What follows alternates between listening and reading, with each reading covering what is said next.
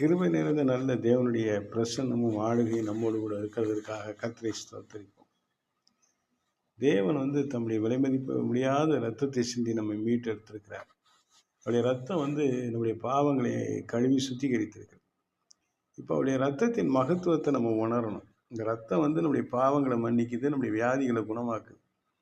இயேசு கிறிஸ்துவின் ரத்தத்தினால முற்றிலுமான ஒரு விடுதலை முழு மனுக்குலத்துக்கும் வந்திருக்கிறது. அப்போ இந்த ரத்தம் சிந்தல் இல்லாமல் பாவம் இல்லை, பாவ மன்னிப்பு இல்லை அப்படின்னு சொன்னால், அந்த ரத்தம் சிந்துதல் இருக்கக்கூடிய காரியங்களில் கர்த்தர் நமக்காக சிந்திருக்கிற அந்த ரத்தத்தின் விலையேற பெற்ற அந்த மகத்துவத்தை நாம் என்று நினைத்து பாவம் செய்யாமல் இருக்கணும்.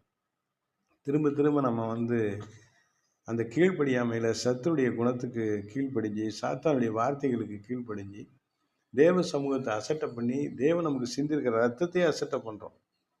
திரும்ப உலக காரியங்களில் போய் சிக்கி, உலக அனுபவங்களில் நின்று, உலக பாவ பழக்க வழக்கங்களுக்கு அடிமையாக இருக்கும் பொழுது, நம்ம இயேசுவின் ரத்தத்தை காலால் மிதிக்கிறோம். அவருடைய அந்த தியாகத்தை நம்ம மறுதளிக்கிறோம். இயேசு சிலுவையில் சிந்தின பாடுகளை திரும்ப நம்ம அவரை பாடுகளுக்கு உட்படுத்துகிறோம். மனம் திரும்புறதுக்கு தான் ஆண்டவர் வந்தார். இயேசு கிறிஸ்து பூமியில் வந்தது எல்லாரும் மனம் திரும்பணும், எல்லாரும் பரிசுத்தமாகணும், நம்முடைய பிதாவாகிய தேவனுடைய பூரண சற்குணத்தை நம்ம பெற்றுக்கொள்ள வேண்டுங்கிறதுக்கு தான் இன்றைக்கி சபைகள் கொடுக்கப்பட்டிருக்கு, பாஸ்டர்கள் கொடுக்கப்பட்டிருக்கிறாங்க, 5 வகையான ஊழியங்கள் கொடுக்கப்பட்டிருக்கு. ஆனால் நம்ம எதையுமே எடுத்துக்கொள்ளாமல் ஏதோ ஒரு சில காரியங்களை எடுத்துக்கொண்டு நம்ம வாழ்க்கை கடந்து போகுமானால், பழைய பாவ பழக்க வழக்கங்களும் சுவாபங்களும் நம்மை ஆட்கொண்டு இருக்குமானால், நம்ம எந்த விடுதலையுமே பெற முடியாமல் ஏமாற்றத்தை அடையக்கூடிய ஒரு காரியமாய் மாறிவிடும்.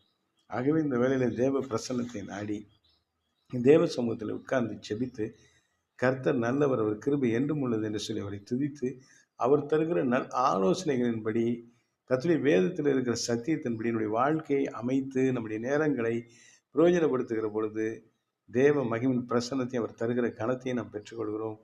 கர்த்தர் நாள் முழுவதும் உங்களோடு கூட இருப்பாராக. அல்லேலூயா.